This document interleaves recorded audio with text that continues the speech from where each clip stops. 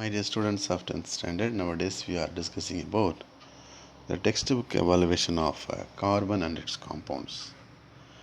Now we are going to discuss about the answer for the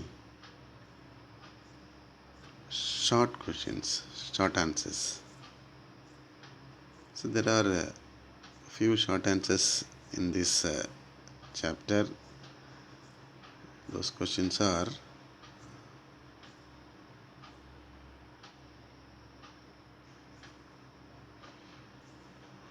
short answer questions. First question: name the simplest ketone and give its structural formula. Name the simplest ketone and give its structural formula. So you have to, I think you are having book, you turn to page number 163. 163. In 163 there is a tabular column,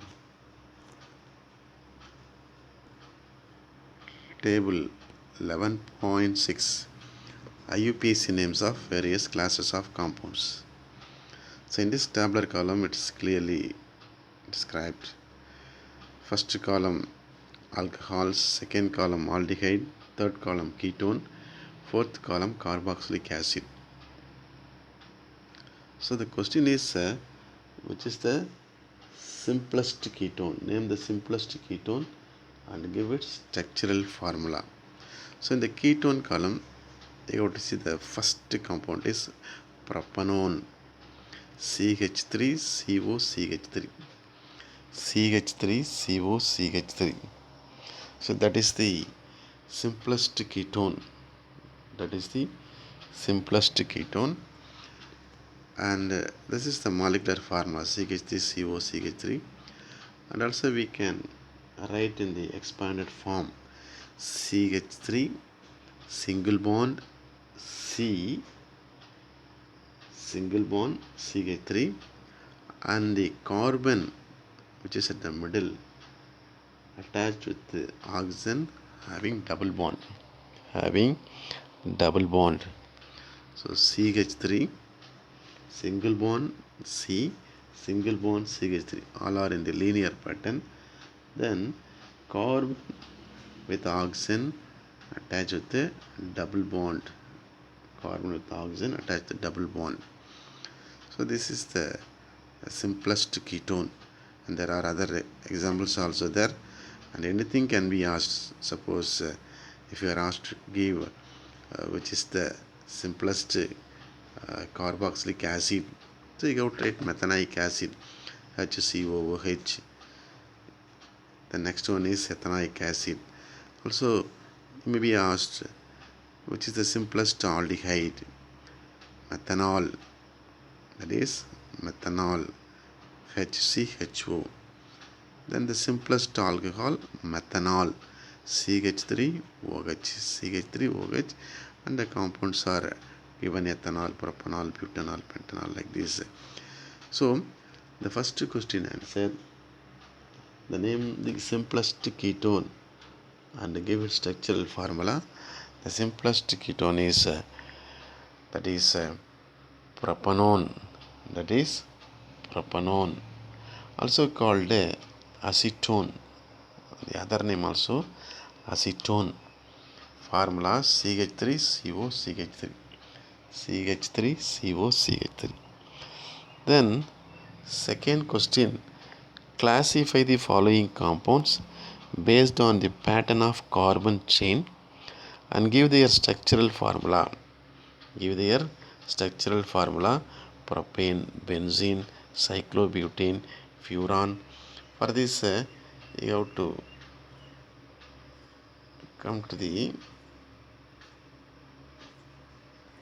beginning of the lesson. So it is clearly given here.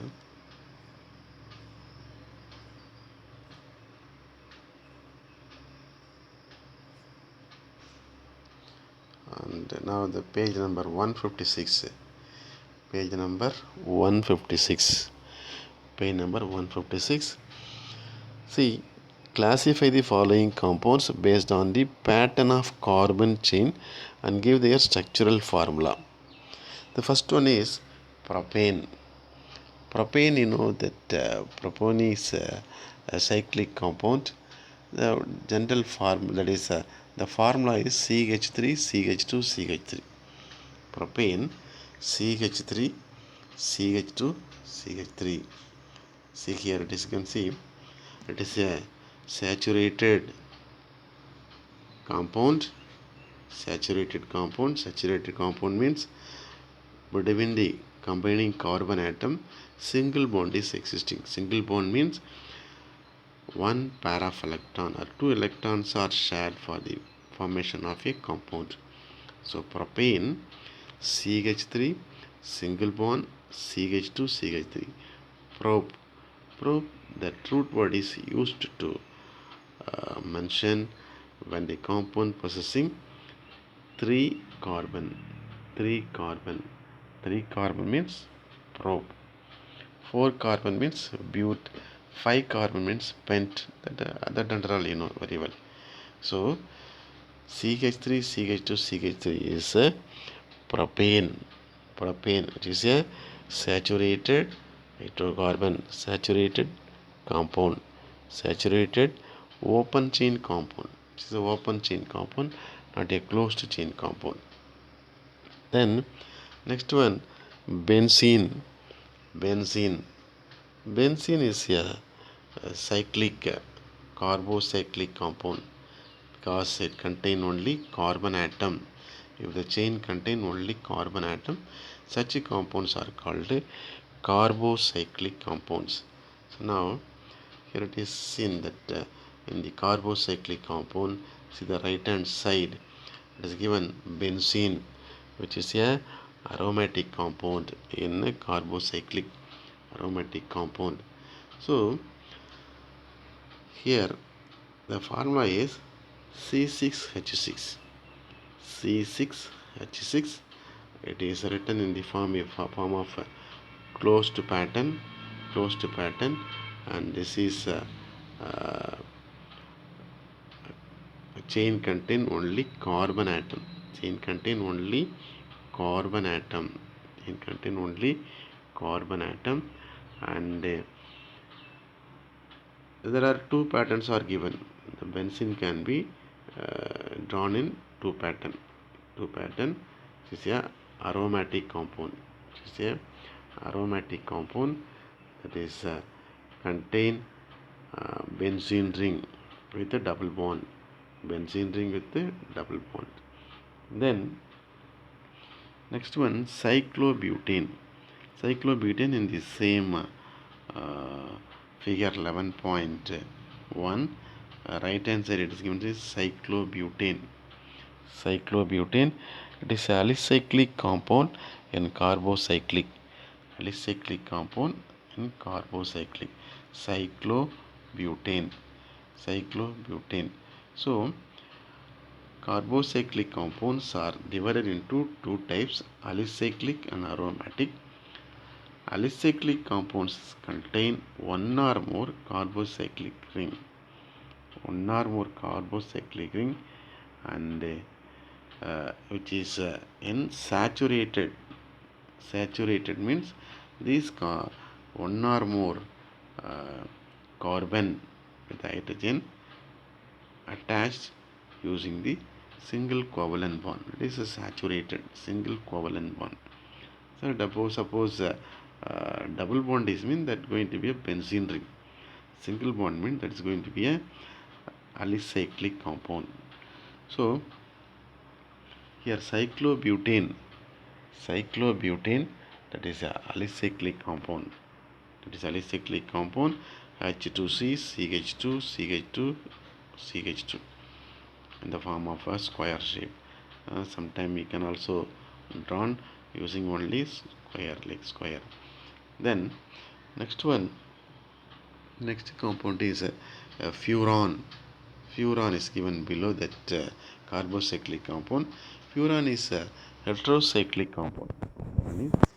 Heterocyclic compound means that which possess apart from apart from carbon and hydrogen, the other elements also attach.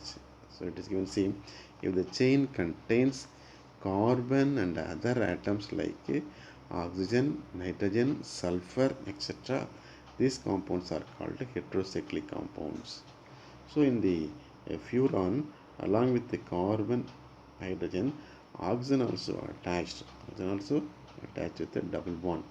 So if the chain contain carbon and other atoms like oxygen, nitrogen, sulfur, etc., these compounds are called heterocyclic compounds. These compounds are called heterocyclic compounds. Example, furan. Example, furan. So this structure you have to draw. So there are four compounds are given for the classification. In the second question, classify the following compounds based on the pattern of carbon chain and give their structural formula. First one, propane. Propane is a cyclic compound, that is CH3, CH2, CH3. The single bond, saturated compound. Saturated compound. Then benzene, that is cyclic aromatic compound. Cyclic aromatic compound, that benzene ring with double bond. Then cyclobutane. Cyclobutane is a alicyclic compound, that CH2, CH2, CH2, CH2 with having a closed chain using single bond, that is saturated hydrocarbon. Then furan. Furan is a heterocyclic compound. Heterocyclic compound, carbon, nitrogen, also along with the oxygen. Along with the oxygen.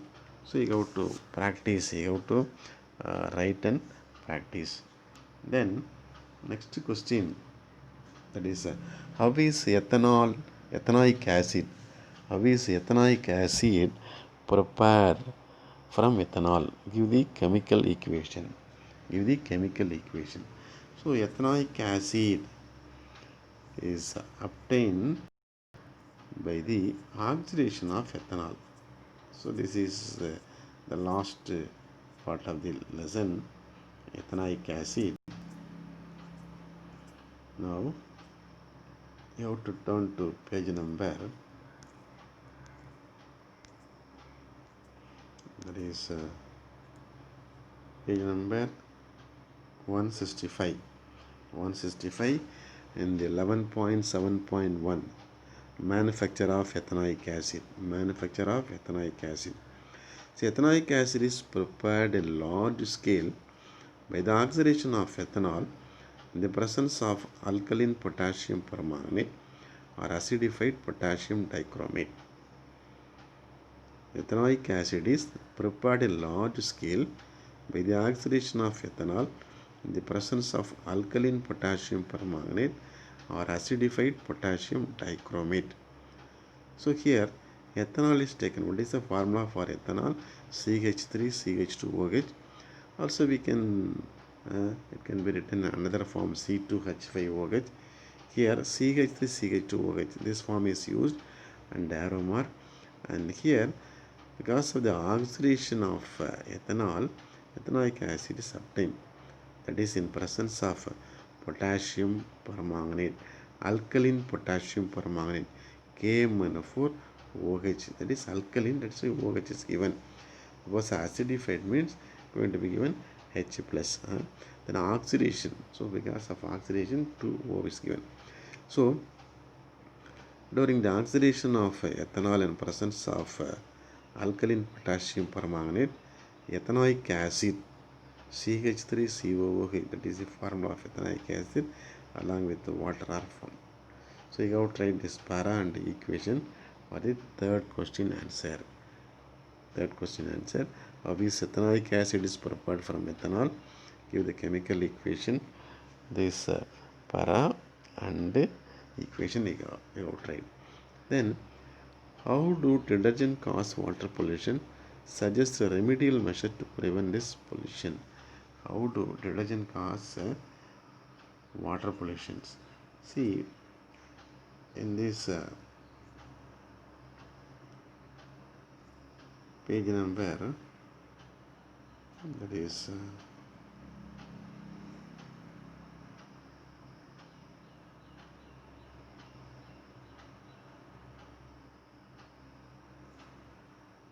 the cleansing action. You see, that is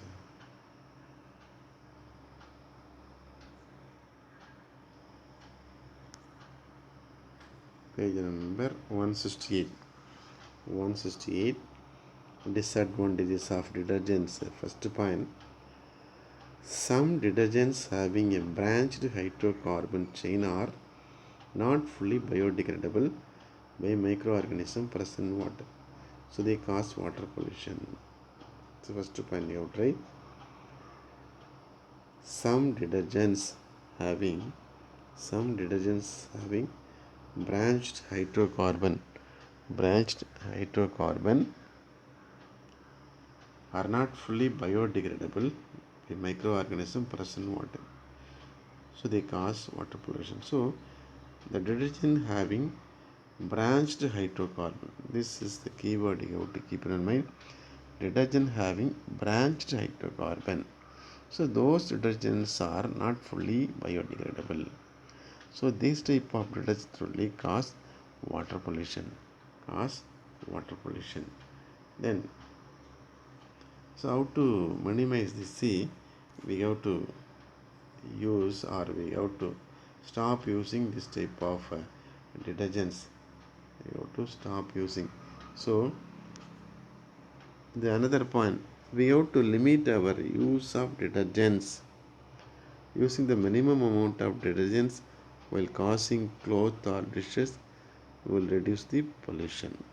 It is better to use only phosphate free detergents. So you have to check whether the detergents are phosphate free detergents, or to avoid this type of water pollution we should use detergents which have straight hydrocarbon chain.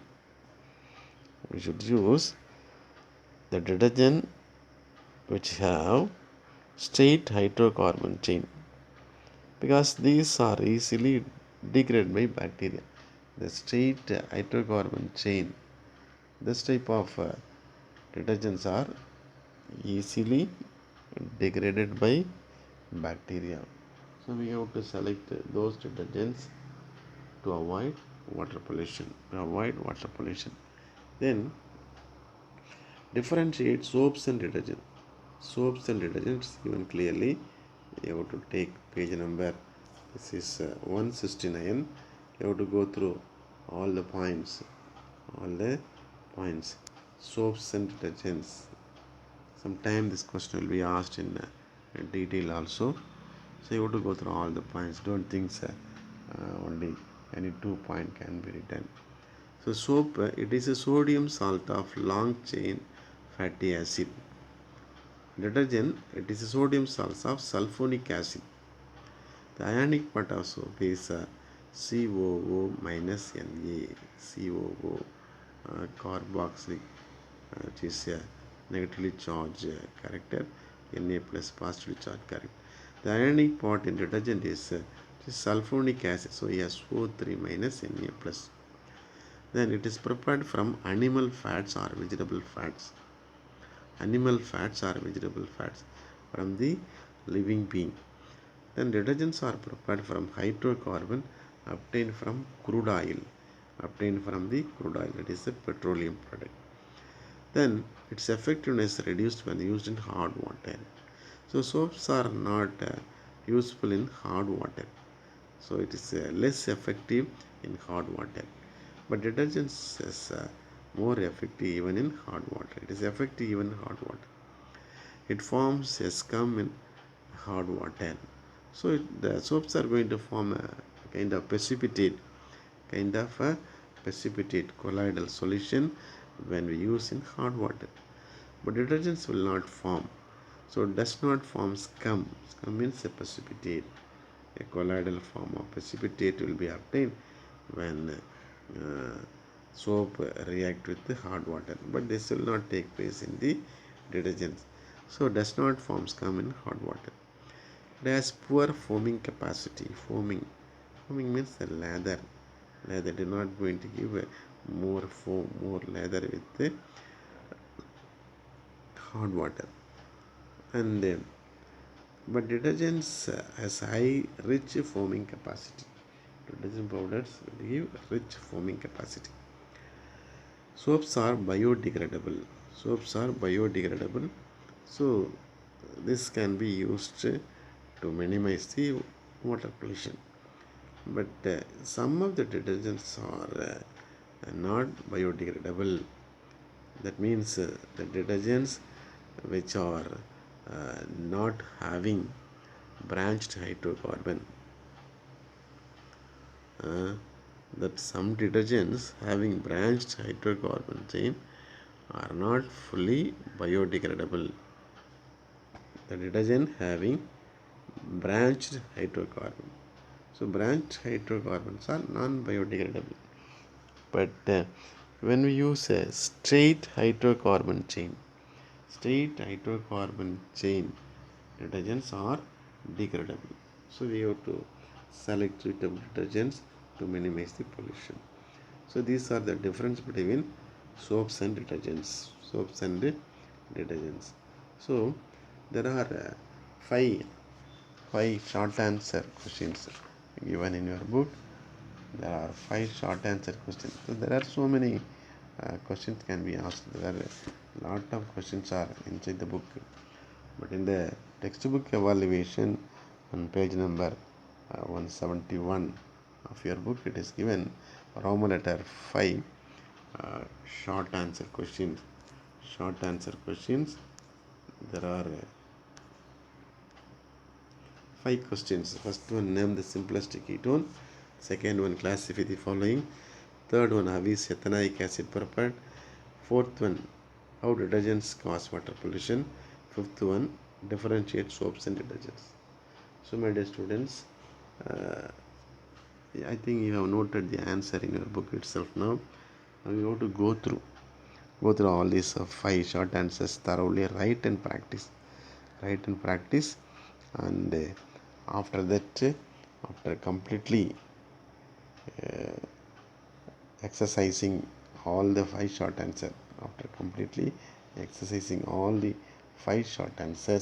you have to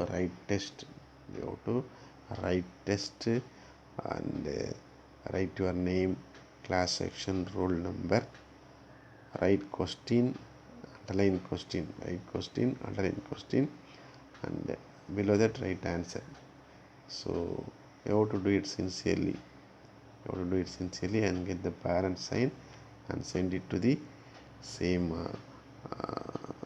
number. So first you have to revise. You have to take time to sit and revise. You have to take enough time to revise thoroughly.